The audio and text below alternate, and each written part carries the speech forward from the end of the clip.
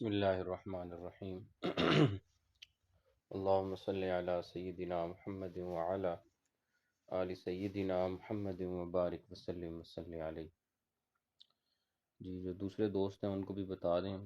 کچھ پہلے ہم یہ کریں گے اور اس کے بعد ہم ساتھ ہی انشاءاللہ عصر سے پہلے تاریخ الادب العربی کا بھی کچھ حصہ کریں گے۔ جی یہ سوالات و جوابات ہیں، ان کے جوابات ساتھ دے رکھے ہیں انہوں نے۔ اس بن سادہ اس کو آپ تفصیل سے پڑھ چکے ہیں، ٹھیک ہے جی۔ اور اسی طرح کانت فاطمہ،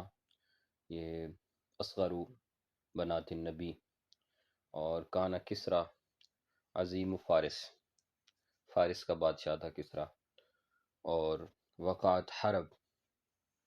حرب جمل، حضرت معاویہ رضی اللہ عنہ اور حضرت علی رضی اللہ عنہ کے مابین اور حضرت عائشہ صدیقہ رضی اللہ تعالیٰ عنہ بھی جنگ جمل میں حضرت علی رضی اللہ تعالیٰ عنہ کے خلاف نکلی تھیں، تو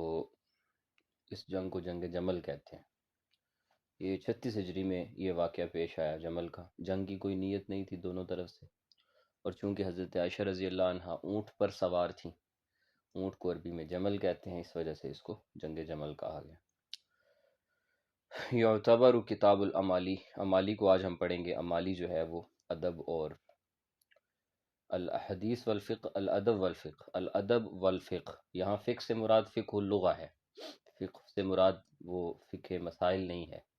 تو ادب اور فقہ کی بڑی کتاب امالی کو مانا جاتا ہے، تو یہاں فقہ سے مراد فقہ اللغہ ہے، یاد رکھیے گا۔ اس کے بعد ہے جی کہ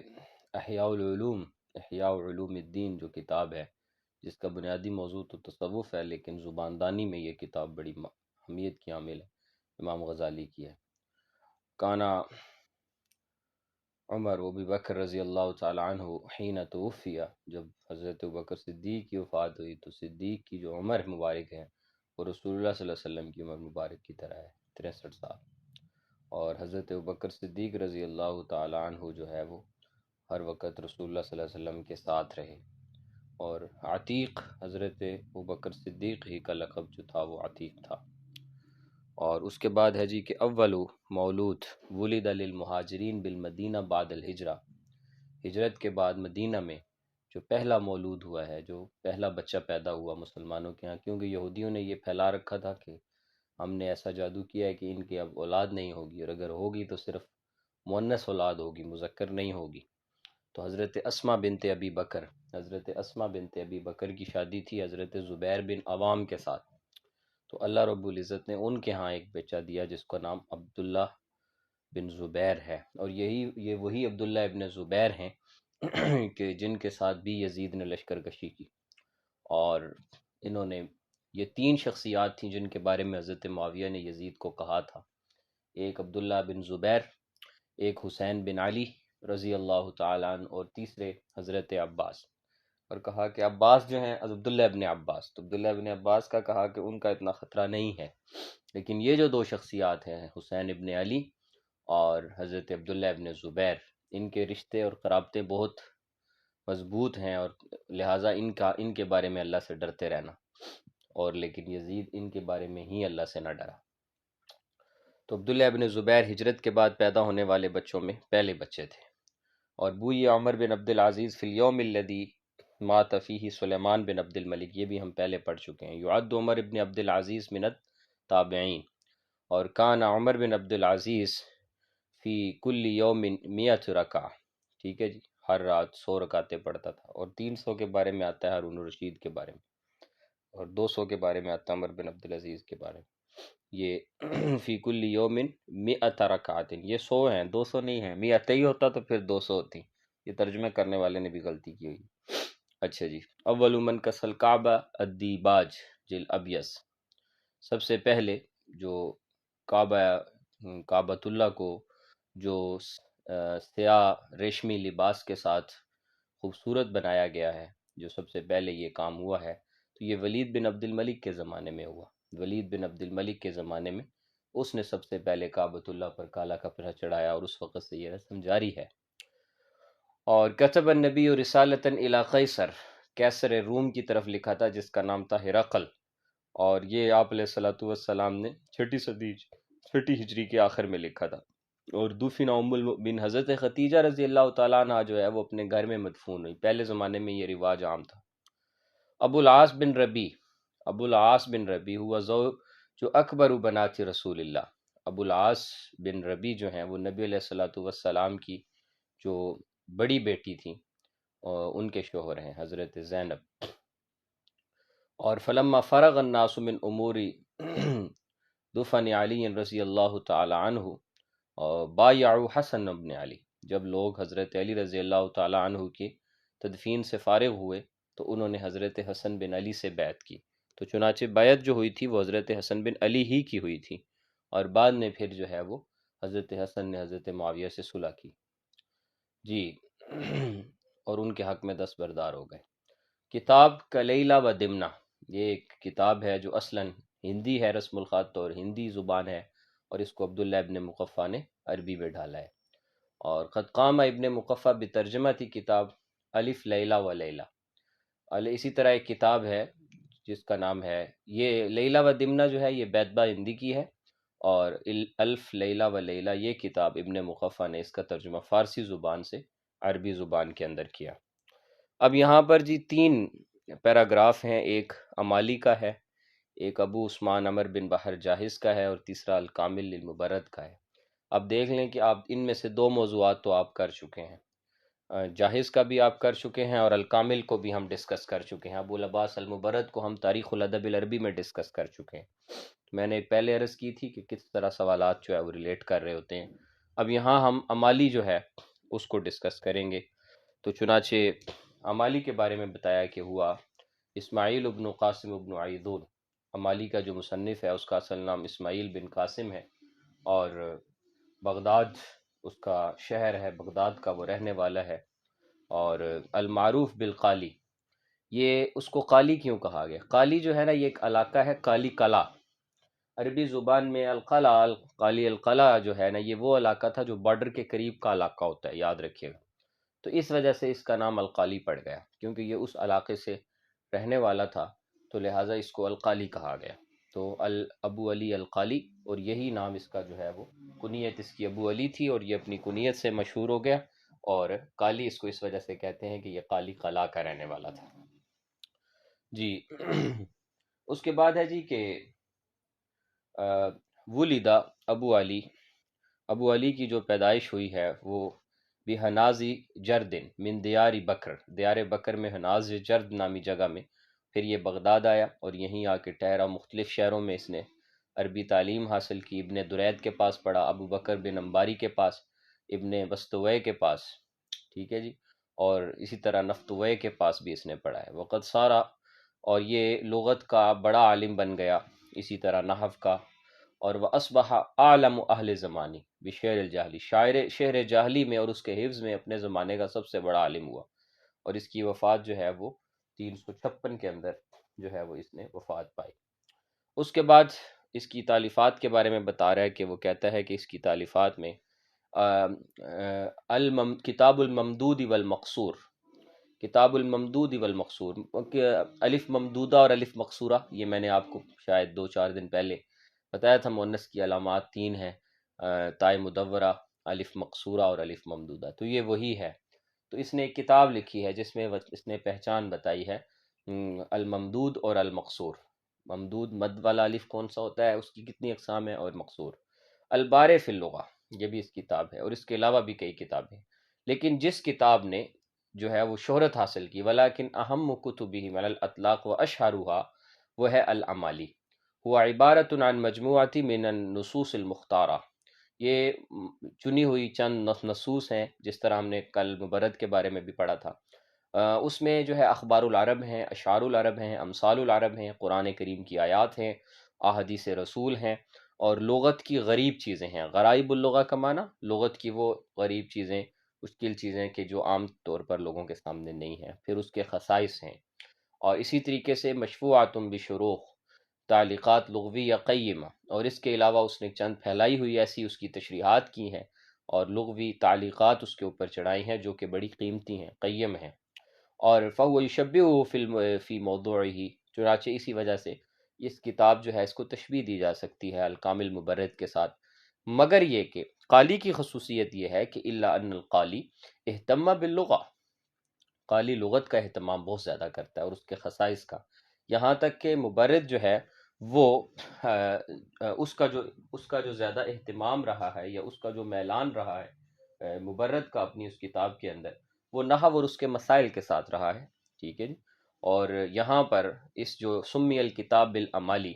اس کتاب کو عمالی کا نام کیوں دیا گیا، یہ ایک الگ چھوٹا سوال بھی ہے، یاد رکھیے گا یہ اکثر جو ہے نا وہ ہم اس میں بھی دے دیتے ہوتے ہیں مختصر سوال میں کہ یعنی لماذا یقال العمالی بهذا الاسم، ٹھیک ہے نا جی۔ تو یہ جو ہے نا سمی الکتاب بالعمالی، اس وجہ سے اس کو عمالی کہا جاتا ہے کہ وہ تبع القالی فی املاء کتابہ طریقتاً استطراد الانتقال من موضوع الى موضوع دون ربط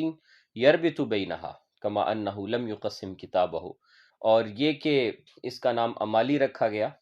کیونکہ اس میں املا ہے، کیونکہ اس کے سٹوڈنٹس نے اس کو املا کے طور پہ لکھا تھا، اور اس کتاب میں قالی جو ہے نا وہ کیا کرتا ہے کہ املا کی کتابت کا طریقہ اختیار کرتا ہے اور استطراد سے کام لیتا ہے۔ میں نے استطراد بتایا تھا، پرسوں بھی بتایا ہے استطراد، ہم نے استطراد کو پڑھا تھا جب معلقات جو جاہلی زمانے کے شعراء کی بات کر رہے تھے کہ زمانہ جاہلیت کے شعراء جو ہیں وہ استطراد سے کام لیتے ہیں۔ استطراد کا معنی یہ ہے کہ ایک موضوع کو شروع کرتے ہیں، پھر دوسرے میں چلے جاتے ہیں، پھر تیسرے میں چلے جاتے ہیں، تو اس نے بھی اپنی کتاب میں استطراد سے کام لیا ہے، انتقال من موضوع الی موضوع، ایک موضوع سے دوسرے موضوع میں چلا جاتا ہے، دون ربط، بغیر کسی ربط کے، یہ اس کی ایک خامی ہے کہ یہ ربط قائم نہیں کرتا کہ یربط بینہا کہ اس میں ربط کرے، کما انہ لم یقسم کتابہ، اسی طرح اس کی ایک اور بات یہ ہے کہ اس نے اپنی کتاب کی کوئی ابواب بندی نہیں کی، بل اورد مواد الکتاب علی شکل اعمال متتالیہ، بلکہ املا کی طرز پہ ڈفرنٹ چیزیں لے کے آیا، اعمال متتالیہ پے در پہ مختلف چیزیں لایا ہے کہ لا یربط بینہا باب او اثر من ترتیب، نہ اس میں کوئی ترتیب کا ہمیں جھلک نظر آتی ہے اور نہ ہی ابواب کی ربط بندی ہے۔ وخلاصۃ القول، اور نتیجہ نکال رہا ہے کہ کہتا ہے نتیجہ یہ ہے کہ عمالی جو ہے یعتبر مصدرا مہما، اس کو ایک اہم مصدر شمار کیا جاتا ہے من مصادر الادب واللغہ، اور والمرجع ومرجعا اساسیا للطلاب والعلماء، اور اسی طرح علماء اور طلاب کے لیے یہ ایک بنیادی مرجع ہے، ٹھیک ہے، کہ یعتمدون علیہ فی دراست اللغۃ والادب، کہ علماء اور طلباء جو ہے وہ اس پہ اعتماد کرتے ہیں لغت اور ادب کی اسٹڈی کرتے ہوئے، اور اسی کو ابن خلدون نے جو 4 کتابیں ذکر کی ہیں فن ادب اور اس کے ارکان میں بھی ذکر کیا ہے۔ وَلَهُ شرح، اس کی ایک شرح بھی ہے کہ جس کو لکھا ہے ابو عبید البکری الاندلسی نے، اور اس کا نام رکھا ہے اللآلی، لآلی لولو کی جمع ہے، اللؤلؤ بمعنی موتی،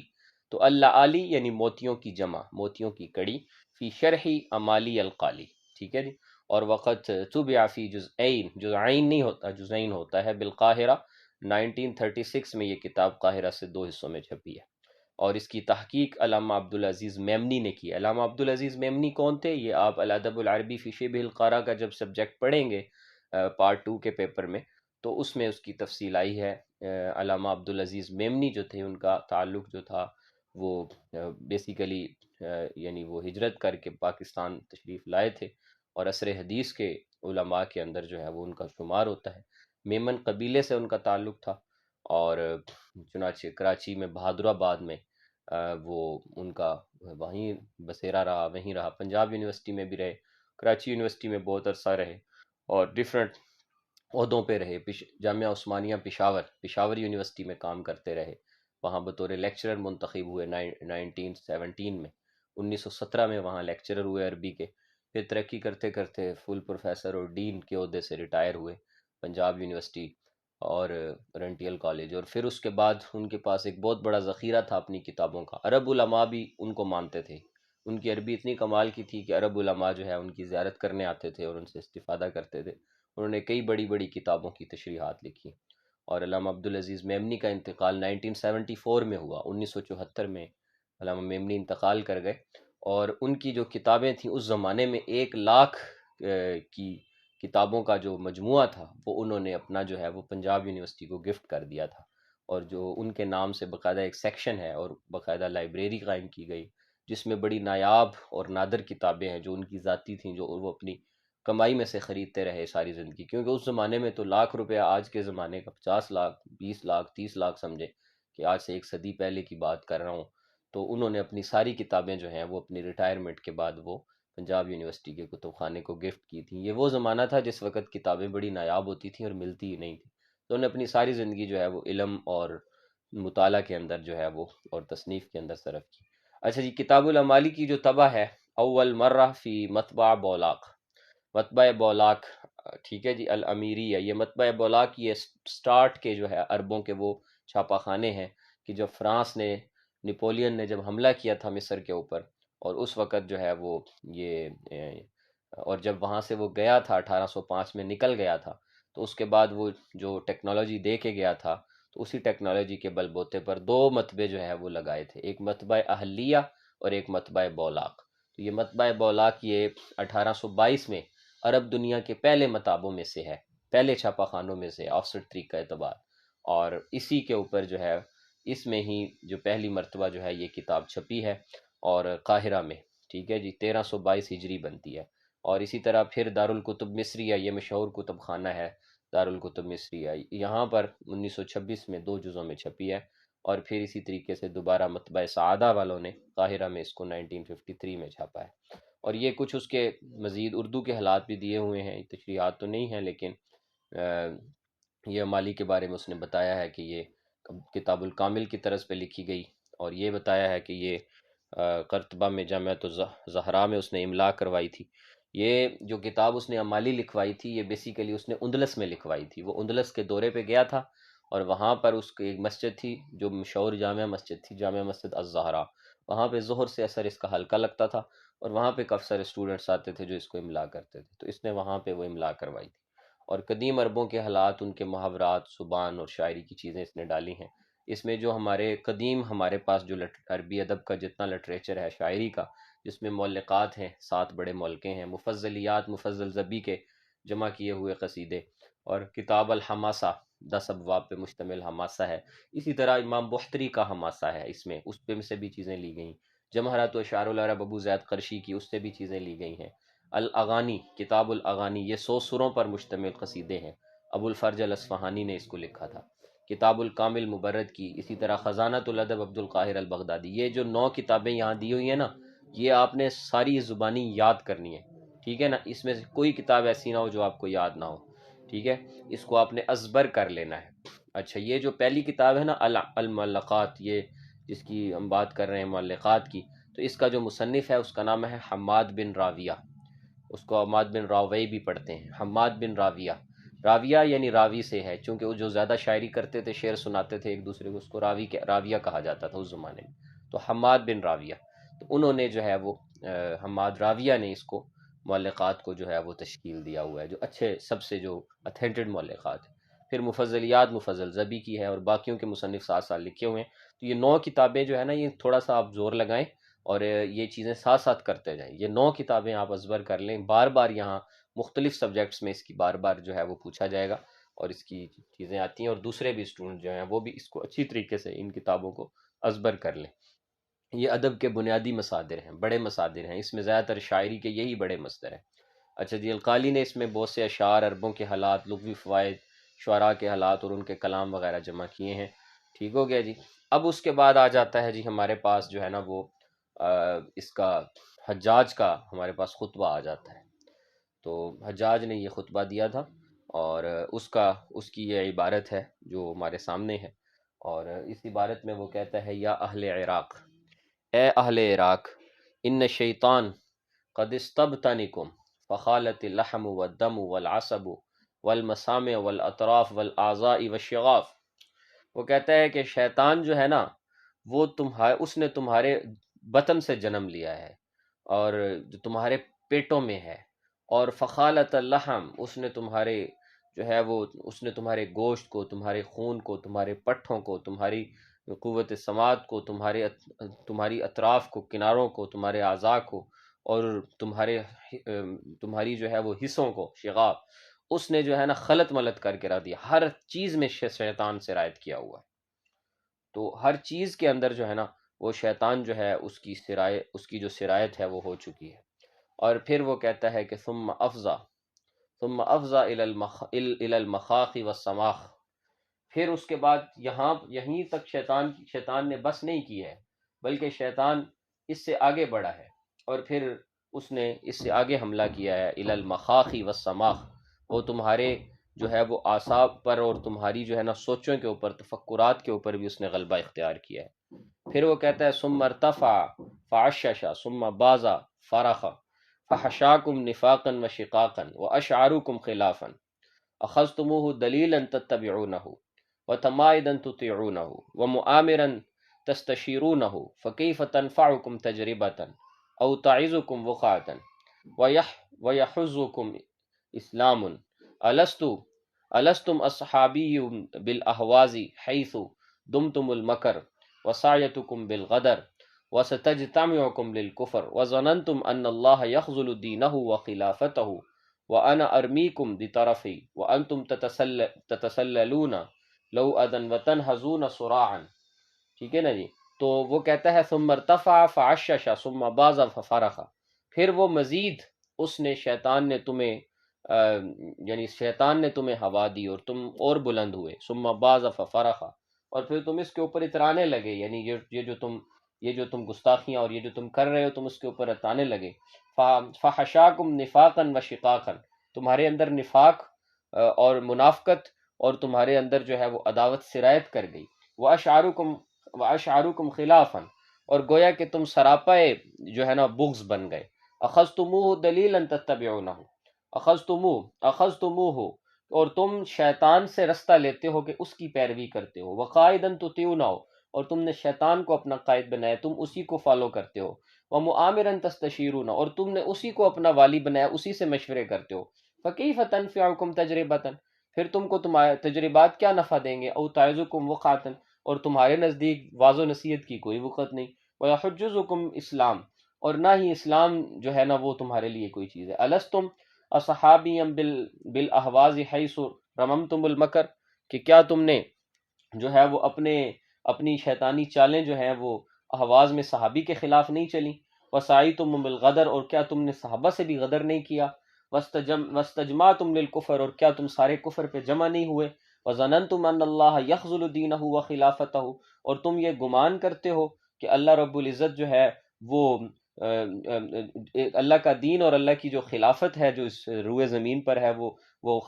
مخزل ہو جائے، یعنی وہ ختم ہو جائے، اور وَأَنَا أَرْمِيكُمْ بِطَرَفَيْ وَأَنْتُمْ تَتَسَلَّمُونَ، اور میں جو ہے نا وہ اپنی نظریں تمہاری طرف پھیر رہا ہوں، میں دونوں آنکھوں سے تمہیں دیکھ رہا ہوں، وَأَنْتُمْ تَتَسَلَّمُونَ اور تَتَسَلَّلُونَ، اور تم مجھے محسوس کر رہے ہو میرے دیکھنے کو، جو نہیں انسان جو اپنی اچکتی نظر کے ساتھ جب کسی کی طرف دیکھتا ہے نا آنکھ چھپاتے ہوئے، تو اس کو کہتے ہیں کہ لو ازن وطن حزیمون سرعان، اور بڑی تیزی کے ساتھ تم اپنی آنکھیں پھڑک رہے ہو، ثم یوم الزاویہ وما یوم الزاویہ، اور پھر جو زاویہ کا دن تھا، اور تمہیں پتہ ہے کہ وہ کیا دن تھا، بہا کانا فشلکم وتنازعکم وتخاذلکم وبراءت اللہ منکم اذا ولیتم کالابل الشوارد الی اوطانہا، کہ جو ہے فشلکم وتنازعکم وتخاذلکم، کہ جس میں تم نے جھگڑا کیا اور جس میں تم نے تہمتیں لگائیں اور جس میں تم نے لوگوں کے راستے روکے، اور اللہ بھی تم سے بری ہے، اذا ولیتم، اور کل ابل الشوارد، اس بدکتے ہوئے اونٹ کی طرح کہ جو الی اوطانہا، کہ جو اپنے وطن کی طرح واپس لوٹ رہا ہو، والنواز الی اعطانہا، اور جو ہے وہ اس سرکش بندے کی طرح کہ جو معاملے کو ختم ہی نہ کر رہا ہو، لا يسأل المرء منکم عن اخیہ، میں لا يسأل المرء منکم عن اخیہ، کہ میں تم میں سے کسی سے سوال نہیں کرتا اخوت داری کے متعلق، ولا یلوی الشیخ عن بنیہ، اور نہ ہی جو ہے وہ کسی بوڑھے کو دیکھتا ہوں کہ وہ جو ہے نا اس کی درستگی ہو، عن بنی علی بنیہ، کہ وہ اپنے بچوں کو نصیحت کرتا ہو، حتی عیدکم الصلاۃ وقسمتم الرماح ثم یوم دیر الجماجم، اور یہاں تک کہ جو ہے وہ تم پر جو ہے وہ صرف اسلحہ ہی لگایا جائے گا، وقسمتم الرماح، اور تمہارے فیصلے جو ہے وہ ہمارے نیزے کریں گے، ثم یوم دیر جماجم، پھر دیر جماجم کی بات تمہیں یاد ہے، وما یوم دیر جماجم، اور دیر جماجم کیا ہے، کہ بہا کانت المعارک والملاحم، کہ جب بڑے مارکے ہوئے اور بڑی جنگ ہوئی، بضرب یزیح الحام عن مقیلی ویدحل الخلیل عن خلیلی، کہ جس دن جو ہے وہ بڑی باتیں کرنے والے جو ہے وہ ہمارے ایک جھٹکے سے جو ہے وہ جدا ہو گئے، اور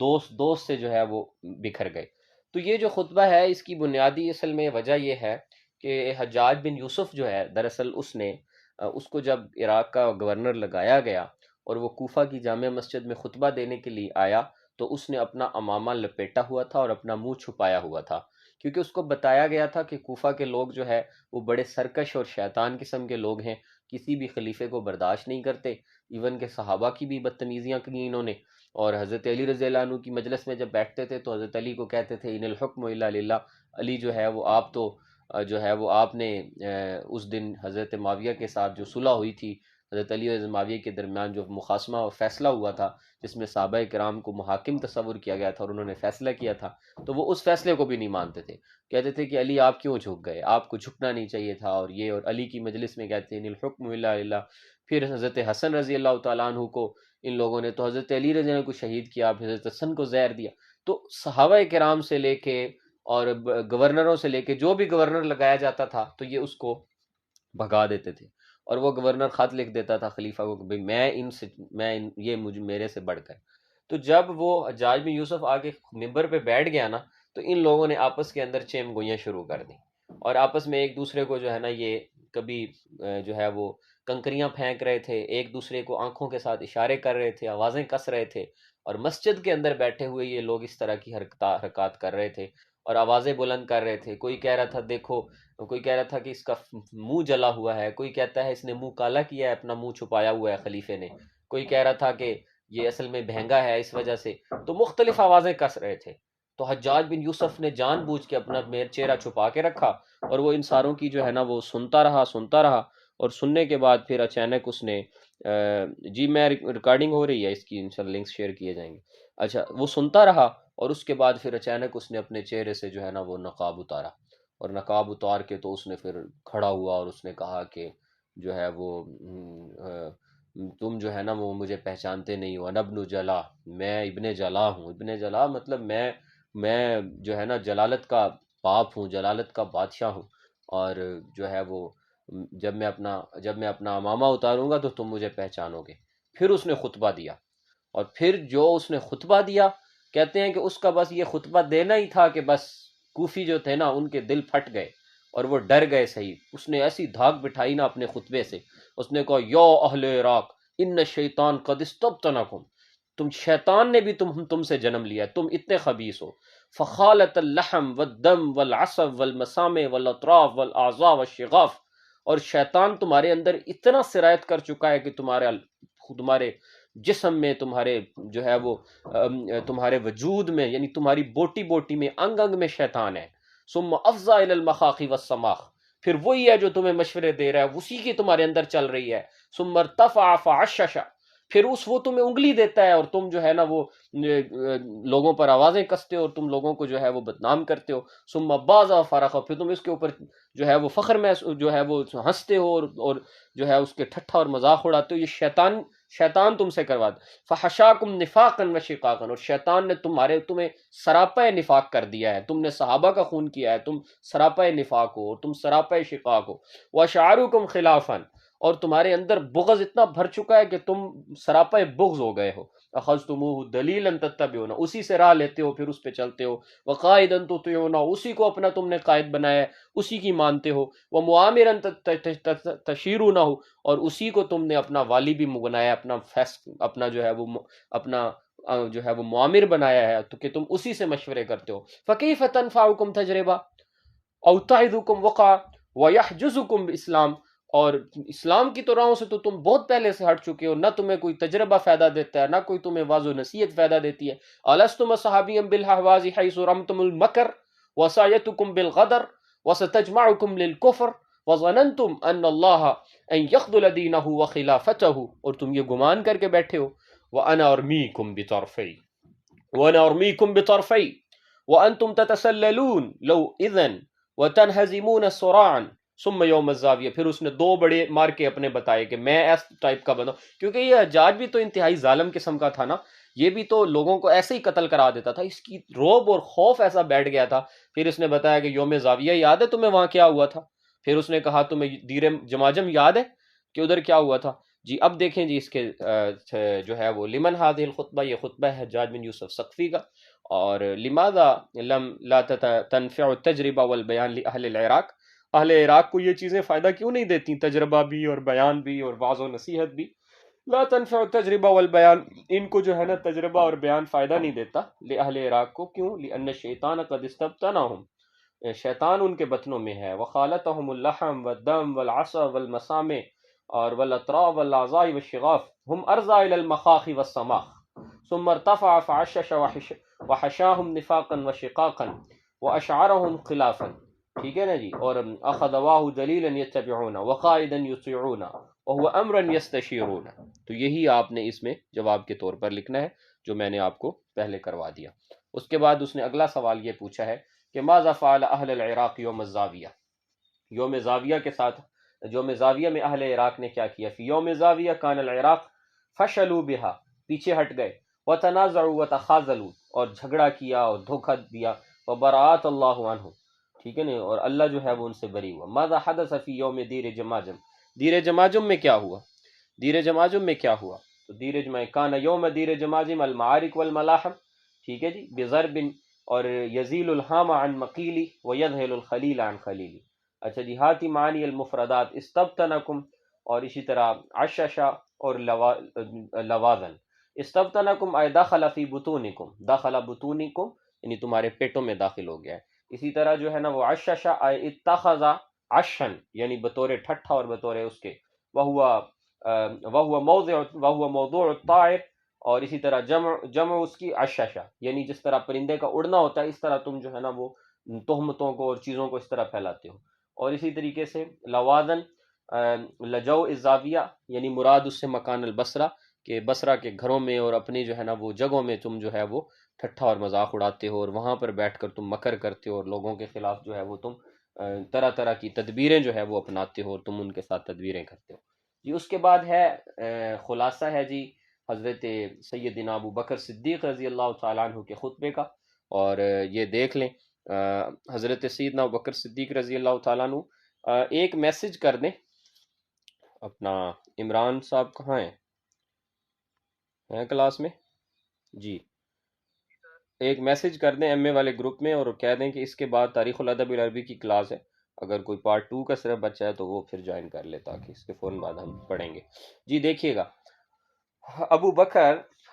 کھانا ابو بکر کما نعلم، جیسا کہ ہم سب جانتے ہیں کہ ہوا اول خلیفۃ للمسلمین، وہ مسلمانوں کے پہلے خلیفہ ہیں بعد وفات رسول اللہ، رسول اللہ صلی اللہ علیہ وسلم کی وفات کے بعد. اور وہادہ اول خطبہ، یہ ان کا پہلا خطبہ تھا. لہو بعد اجتماع للمہاجرین والانصار فی سقیفہ بنی سعدہ. سقیفہ بنی سعدہ یہ بنو سعدہ کا ایک چبارہ تھا، یعنی ایک آپ کہہ لیں چھپر تھا اور ایک دارہ کہہ لیں، ایک بیٹھک کہہ لیں. بنو سعدہ کی ایک بیٹھک تھی اور ایک جس کو عربی میں سقیفہ کہتے ہیں، ٹھیک ہے. اور اس سقیفے کے اوپر کے اندر جو ہے جب رسول اللہ صلی اللہ علیہ وسلم کی جو ہے وہ وفات ہوئی، آپ کو معلوم ہے کہ آپ علیہ الصلوۃ والسلام کی جب وفات ہوئی تو صحابہ کرام نے غم، عجیب غم تھے صحابہ پہ، عجیب. اور حضرت عمر رضی اللہ عنہ تلوار لے کے آ گئے اور کہا کہ جس نے یہ کہا کہ حضور علیہ السلام کی انتقال کر گئے تو میں اس کا سر کاٹ دوں گا. اور حضرت عثمان رضی اللہ تعالیٰ عنہ اس کی آواز ہی نہیں نکل رہی. حضرت علی رضی اللہ عنہ محراب کے قریب بے ہوش پڑے ہیں اور صحابہ گریہ زاری ہے مدینے میں، عورتوں کا اور مردوں کا، اور صحابہ پریشان ہیں سارے کہ یہ کیا ہو گیا. اور ایسے موقع کے اوپر جو ہے نا وہ اصل میں جو لیڈر ہوتا ہے، جو قائد ہوتا ہے، وہ وہی ہوتا ہے کہ جو ایسے موقع پر اپنے اوسان کو خطا. رسول اللہ صلی اللہ علیہ وسلم نے آخری جو ہے نا وہ وفات کے قریب 17 نمازیں حضور علیہ الصلوۃ والسلام کے مصلی پہ حضرت بکر نے پڑھائی ہیں. اور آپ علیہ الصلوۃ والسلام نے حضرت بکر کو فرمایا تھا کہ الائمۃ من القریش، کہ جو خلیفہ ہوگا وہ قریش میں سے ہوگا. اور حضور علیہ السلام نے کئی مواقع پر کہا تھا، حضرت عائشہ رضی اللہ عنہ کی مشہور حدیث ہے بخاری میں، انہوں نے فرمایا تھا کہ اے عائشہ تمہیں پتہ ہے کہ میں نے سب کا حق ادا کیا ہے، صرف تیرے باپ بکر کا حق ادا نہیں ہوں. پھر ایک مرتبہ انہوں نے فرمایا تھا کہ یہ جو ہے نا تمہیں پتہ ہے کہ کوئی ایسی شخصیت بھی ہے کہ جس کی نیکیاں ستاروں کی جتنی ہیں. انہوں نے کہا جی رسول اللہ صلی اللہ علیہ وسلم کون؟ فرمایا کہ ابو بکر، اپنا عمر اور عثمان اور علی. اور کہا، اور تو وہ پریشان ہو گئیں، کہتی میرے والد، کہا کہ تیرے والد کی اتنی نیکیاں ہیں کہ ان ستاروں اس میں نہیں آئیں۔ تو یہ امت کا اجماعی عقیدہ ہے اہل سنہ والجماعہ کا، کہ جو ہے وہ انبیاء کے بعد یعنی بعد الانبیاء جو ہے نا، وہ افضل البشر بعد الانبیاء جو ہیں وہ حضرت صدیق اکبر رضی اللہ تعالیٰ عنہ ہیں۔ اور یہ اس کے اندر جو ہے نا، بعض لوگ اس کے اندر مختلف طرح کی توجیحات کرتے ہیں۔ کچھ لوگ یہ کہتے ہیں کہ جی وہ روحانی ایک ہوتا ہے روحانی طور پہ افضل ہونا، اور ایک ہوتا ہے امامی طور پہ افضل ہونا۔ تو من حیث الائمہ تو وہ افضل ہیں، لیکن من حیث الروحانیہ وہ افضل نہیں ہیں۔ تو وہ من حیث الائمہ، من حیث الروحانیہ، من حیث الصحابیہ، ہر اعتبارات سے جناب صدیق اکبر جو ہے وہ امت میں افضل ترین ہے، سب سے افضل ہیں حضرت ابوبکر صدیق رضی اللہ تعالیٰ عنہ۔ البتہ جو اہل تشیع حضرات ہیں، جو ان حضرات کا یہ عقیدہ یہ ہے، وہ یہ کہتے ہیں کہ جو ہے وہ روحانی طور پر اور جو ولایت کے طور پر حضرت علی المرتضیٰ رضی اللہ تعالیٰ عنہ وہ تمام صحابہ کرام سے افضل ہیں، اور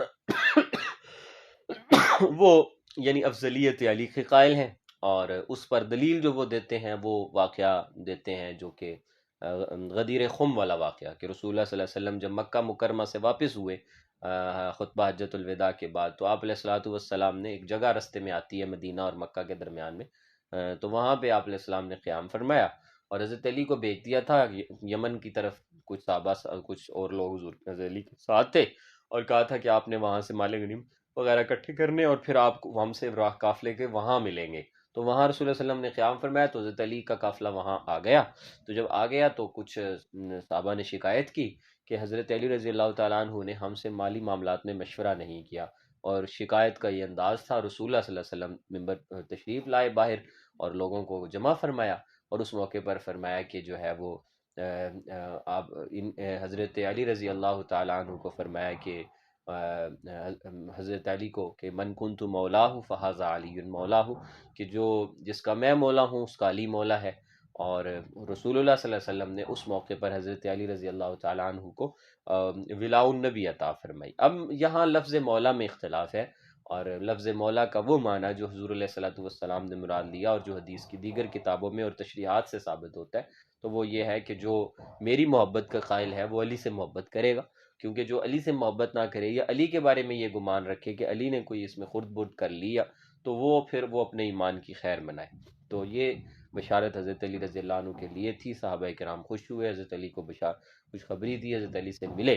اور یہ جو بشارت ہے یہ ایک بشارت عامہ تھی، نہ یہ کہ اس سے خصوصیت ولایت ثابت ہوتی ہے یا ان خصوصی، تو بہرکیف یہ ایک اختلاف ہے جو شروع سے چلتا آ رہا ہے، اور اس حوالے سے ایک اصول ذہن میں رکھیں کہ کوشش کریں کہ اختلاف جو ہے نا اس کو علمی اختلاف کو اختلاف رہنے دیں، اس اختلاف کو انتزاع نہ بنائیں۔ اور ہمارے ملک کے اندر آلریڈی پہلے ہی بڑے معاملات خراب رہے ہیں، اور بڑا جو ہے نا یہ فسادات اور یہ شیعہ سنی اور یہ، تو اہل تشیع کو بھی چاہیے کہ وہ اپنی لمٹس میں رہیں، اور جتنی بھی مقدسات ہیں، جیسا کہ ان کے کچھ اکابرین یہ کہتے ہیں کہ مقدسات کی توہین ہر صورت حرام ہے، تو معاملات وہاں خراب ہوتے ہیں جب وہ مقدسات کی توہین کی طرف آتے ہیں، کہ ہمارے ہاں تو ساری شخصیات مسلم ہیں، چاہے وہ اہل بیت ہوں، چاہے وہ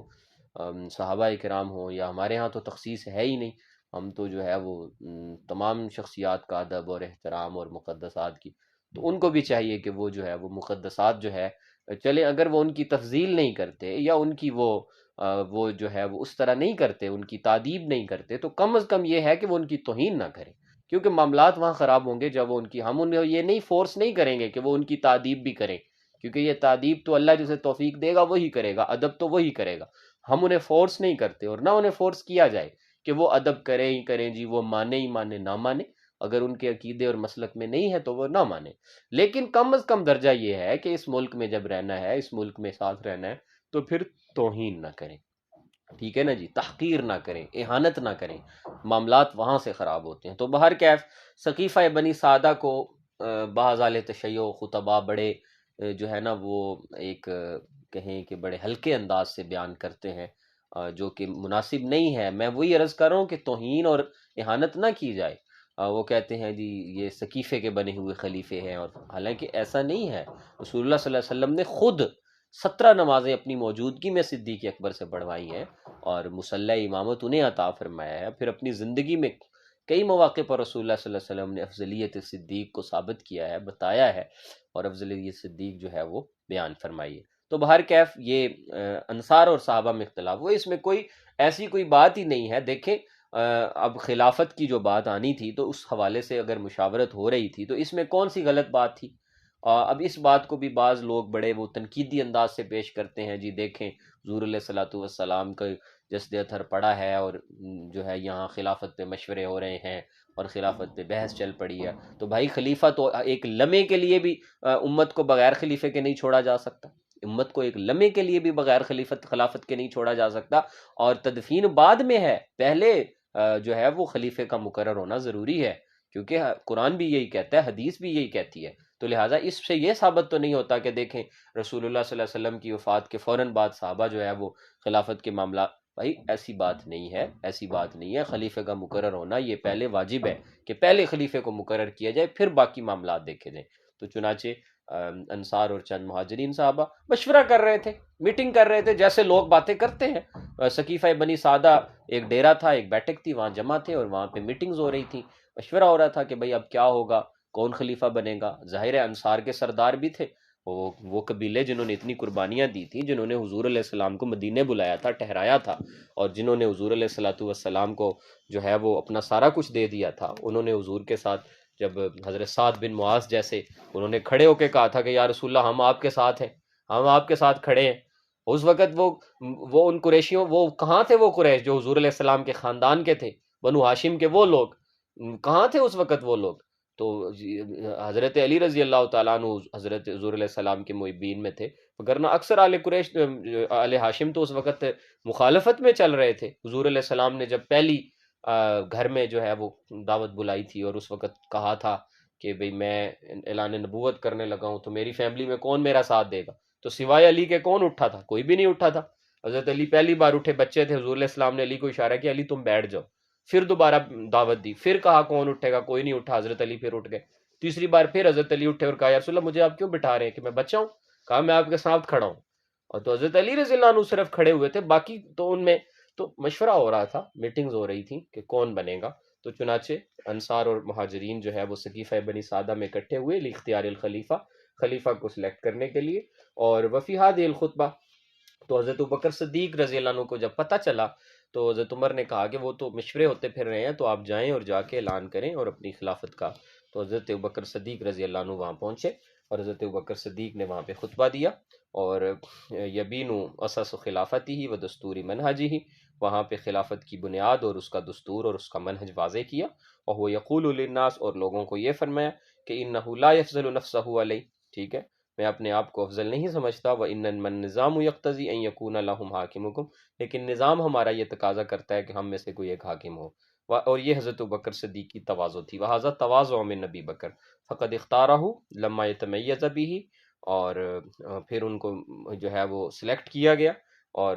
ان کی جو خصائص ہیں سلیکٹ ہونے کی، اب یہ دیکھیں ان کی جو خصائص ہیں، لما يتمیز به من، ان کی وہ خصائص جو ان کو افضل بناتی ہیں وہ یہ ہے کہ سبقہ فی الاسلام، اسلام میں پہلی سبقت، مردوں میں جو ہے، مردوں میں، ٹھیک ہے، بالغ مردوں میں جو سب سے پہلے اسلام قبول کیا ہے وہ حضرت ابوبکر صدیق نے کیا ہے، اور اس وقت پاورفل ہوتے ہوئے اور سارا کچھ ہوتے ہوئے، ریشم کی 6 دکانیں، مکے کی سرداری، قبیلے کی سرداری اور بنو تمیم کا بڑا ہونا اور فلاں، ساری چیزوں کے باوجود اسلام قبول، بچوں میں حضرت علی رضی اللہ عنہ نے بھی پہل اسلام کی ہے، بچوں میں حضرت علی رضی اللہ عنہ کی پہل ہے۔ تو پہلی فضیلت یہ ہے کہ سبقہ فی الاسلام و مصاحبتہ لرسول فی الہجرہ، اور ہجرت میں حضور نے حضرت ابوبکر کو ساتھ رکھا ہے، حضرت ابوبکر کو ساتھ رکھا ہے، اور اسی طرح وتضحیتہ بمالہ فی نصرت الدین، اور جو قربانی نصرت دین میں حضرت ابوبکر نے دیا وہ کس نے دی ہے؟ کس نے دیا وہ قربانی؟ جب ہجرت کی رات حضور علیہ الصلوۃ والسلام کے ساتھ ادھر تھے، یعنی رکے ہوئے تھے غار ثور کے اندر، تو وہاں پہ حضرت اسما، جو یہ میں ابھی میں نے تذکرہ کیا، زبیر بن عوام کی جو بیوی تھیں اور عبداللہ بن زبیر کی جو ماں ہیں، حضرت عائشہ سے یہ بڑی ہیں حضرت اسما، تو حضرت اسما رات کی تاریکی میں کھانا لے کے جاتی تھیں۔ اب آپ تصور کریں جو لوگ جاتے ہیں عمرہ حج پہ یا جو گئے ہیں، جن کو توفیق اور اللہ دے آپ سب جائیں، تو آپ دیکھیں، تصور کریں آج بھی حالانکہ شہر آباد ہو گئے ہیں اور سڑکیں بن گئی ہیں اور سارا کچھ ہو گیا ہے، صرف جو غار ثور ہم چڑھے ہیں، غار ثور حالانکہ ہم مطلب ہم جوانی میں اور مضبوطی کے ساتھ اور دن میں ہم چڑھے ہیں تو ہمیں چڑھتے ہوئے کم از کم 4 سے 5 گھنٹے لگتے ہیں۔ تو آپ تصور کریں کہ حضرت اسما رات کی تاریکی میں، کالے پہاڑ، سخت تاریکی، ہر طرف خطرہ، ڈھونڈ رہے ہیں حضور کو، اور سارے مکے والے ڈھونڈ رہے ہیں۔ اسما تازہ کھانا بنا رہی ہے، کھانا بنا کے نکلتی ہے، اور کہاں غار سور میں اوپر جا کے جو ہے وہ کھانا پہنچا رہی ہے، اور کھانا پہنچا کے نیچے آتی ہے تو ابو جال پکڑ لیتا ہے، مارتا ہے، چہرے سے خون آ جاتا ہے، بے ہوش ہو جاتی ہیں، لیکن حضور کا پتہ نہیں بتاتی۔ دیکھیں حضرت اسما خدمت میں لگی ہوئی ہیں۔ اچھا جی، حضرت بکر کے بیٹے خدمت میں لگے ہوئے ہیں، حضرت بکر کے غلام خدمت میں لگے ہوئے ہیں، تازہ دودھ بکریوں کا دھو کے لا رہے ہیں، وہ پلا رہے ہیں، حضرت بکر خود خدمت میں لگے ہوئے ہیں۔ اور محبت کا یہ عالم تھا، محبت کا یہ عالم تھا جس کا کہ جب حضرت ابوبکر صدیق رضی اللہ عنہ کے جو والد تھے ابو قحافہ، تو ابو قحافہ نے جب اسلام قبول کیا نا، تو ابو قحافہ نے کہا کہ بھئی اے میرے بیٹے، میں جنگ احد میں تو میری تلوار کے سامنے آیا تو میں نے تجھے چھوڑ دیا۔ کہا ابا اگر آپ آتے نا میری تلوار کے سامنے تو حضور کی محبت میں نہیں چھوڑتا تھا آپ کو۔ جب حضرت حضور علیہ الصلوۃ والسلام نے جب ان سارے سرداروں کو اکٹھا کیا تھا مکے میں اور ان کو دعوت دی تھی دین کی، تو اس وقت انہوں نے رسول اللہ صلی اللہ علیہ وسلم کا جب جو ہے وہ ہاتھ درازی کی تو ابو بکر صدیق آ گئے، انہوں نے ابو بکر صدیق کو بھی مارا، اتنا مارا کہ بے ہوش ہو گئے۔ قبیلہ سارا اکٹھا ہو گیا اور کہا ہم نے بدلہ لینا ہے، ان کافروں نے مارے، انہوں نے جو ہے قریشیوں نے ایسے کیوں کیا۔ تو جیسے ہی وہ آنکھ کھلی تو پہلے کیا کہا کہ مجھے حضور کے پاس لے چلو۔ تبوک کا موقع آیا، 9 ہجری میں تبوک ہوا، تو تبوک میں کیا کہا کہ حضرت عمر نے کہا میں بڑھوں گا اس مرتبہ صدیق سے، سارا اپنے گھر کا آدھا مال اٹھا کے لے آئے۔ تو جب ابو بکر صدیق آئے تو رسول اللہ صلی اللہ علیہ وسلم نے کہا کیا چھوڑ کے آئے ہو؟ کہا اللہ اور اس کا رسول۔ اب ایسے شخص کے اوپر اس طرح کی تہمتیں لگانا اور اس طرح کی بات کرنا، تو الامان والحفیظ۔ تو بہر کیف جی، حضرت ابوبکر صدیق رضی اللہ تعالیٰ عنہ کی قربانی جو ہے نا دین میں، اسی لیے حضور نے فرمایا کہ میں قیامت کے دن جب الحساب و کتاب شروع ہوگا تو حضور علیہ السلام کیا فرمائیں گے کہ اللہ فرمائیں گے کس سے حساب شروع کریں؟ تو حضرت ابوبکر صدیق کا نام حضور پیش کریں، یا رسول اللہ، یا اللہ اس سے حساب شروع کریں۔ اور جن کو ٹاٹ کا لباس پہننے کی وجہ سے اللہ فرشتوں کو ٹاٹ کے لباس پہنائیں، جنہیں فرشتوں اللہ کے سلام آئیں، تو اللہ جب دیکھیں گے صدیق کو تو اللہ جلال میں ہوں گے اس دن۔ تو ابوبکر سے جب حساب شروع ہوگا تو پھر امت پہ نرمی ہوگی۔ تو فرمایا کہ وَتَضْحِيَتَهُ بِمَالِهِ فِي نُصْرَةِ الدِّينِ، دین کی نصرت کی ہے قربانی کی وجہ سے۔ وَمَعَ كُلِّ ذَلِكَ يُقَرِّرُ أَنَّهُ فِي حَاجَةٍ إِلَى مَن يُقَوِّمَهُ إِنْ عَصَاهُ، اور یہ کہ ان تمام چیزوں کے ساتھ یقرر انہ فی حاجت الی من یقومہ ان عصاہ، اور ہر مشقت اور ہر تکلیف میں وہ کھڑے رہے، جب بھی کوئی پریشانی اور تکلیف کا معاملہ آیا تو یہ کھڑے رہے۔ کما یقرر ان الصدق یقتضی عدم النفاق وانہ امانہ اما الکذب فانہ خیانہ ثم ان مبدأ المساوات بین الناس شعار دولتہ۔ اور پھر اب ان کا جو خطبہ ہے وہ یہ کہ ان الصدق یقتضی عدم النفاق، کہ جو سچائی ہے وہ تقاضا کرتی ہے نفاق نہ ہو، اور یہ کہ جو ہے امانت داری کی، اور جو جھوٹ ہے وہ خیانت کا تقاضا کرتا ہے۔ اور پھر یہ یاد رکھو کہ جو لوگوں کے درمیان جو ہے نا حکومت کا جو شعار ہونا چاہیے وہ المساوات بین الناس ہے۔ فلا قوی ولا صاحب جاء عنده ما دام ظالما، اور خبردار یہ بات بھی سن لو کہ فلا قوی ولا صاحب، کہ وہ بندہ قوی نہیں ہے اور وہ ذو مرتبت و ذو مرتب نہیں ہے جو میرے پاس آئے اس حال میں کہ وہ ظالم ہو۔ تو جتنا بھی بڑا قوی ہوگا اور جتنا بھی بڑا سردار ہوگا تو میں اس کا پاس نہیں رکھوں گا جب وہ ظالم ہو کے آئے۔ انہ فی قبضۃ الخلیفۃ ضعیف حتی یاخذ منہ الحق، وہ خلیفہ کے سامنے ضعیف ہے یہاں تک کہ حق واضح ہو جائے اور وہ گناہ گار ثابت ہو۔ ولا ضعیف ولا ذلیل عندہ ما دام صاحب حق، اور کوئی بندہ میرے نزدیک ضعیف اور ذلیل نہیں ہے اور وہ برا نہیں ہے جب تک کہ وہ حق کے ساتھ ہے۔ کہ انہ قوی الی ان یرد الیہ حقہ، کہ بے شک وہ قوی پائے گا مجھے جب تک کہ میں اس کو اس کا حق نہ دلا دوں۔ ویعتدل المیزان، اور میں انصاف کے فیصلے نہ کروں۔ وہو یدعوہم الی الجہاد فی سبیل اللہ، اور یہ کہ اللہ تمہیں جہاد کی طرف بلاتا ہے اپنے راستے میں۔ ففیہ حمایت الدین والوطن، اسی میں دین کی حمایت ہے، وطن کی حمایت ہے۔ وَيَحْذُرُهُمْ فِي الْفَاحِشَةِ، اور بڑے گناہوں سے ڈرتے رہو۔ لِأَنَّهَا خَطَرٌ يُهَدِّدُ أَمَنَ الْأَرْضِ، اس سے زمینوں کا امن تباہ ہوتا ہے۔ ثُمَّ يَذْكُرُهَا هُمْ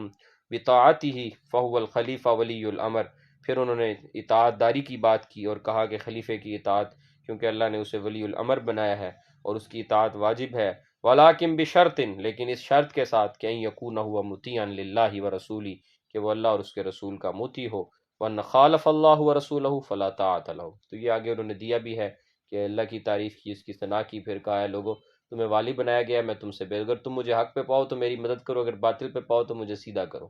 اور تم میری اس بات کی اطاعت کرو جس میں اللہ کی اطاعت کرتا ہوں، اور جس میں اللہ کی نافرمانی کروں اس میں اطاعت نہ کرو۔ میں سے سخت اور قوی ترین میرے نزدیک کمزور ہے یہاں تک کہ میں اس سے حق نہ لے لوں، اور تم میں سے کمزور ترین میرے نزدیک قوی ہے جب تک کہ میں یہاں تک کہ اسے حق لے کے نہ دے دوں۔ ٹھیک ہے نا جی، تم بھی میری ساتھ اپنی بات پر رہو، کہو، اور میں اللہ سے اور تمہارے لیے استغفار جو ہے وہ طلب کرتا ہوں، استغفار کا جو ہے وہ متمنی ہوں۔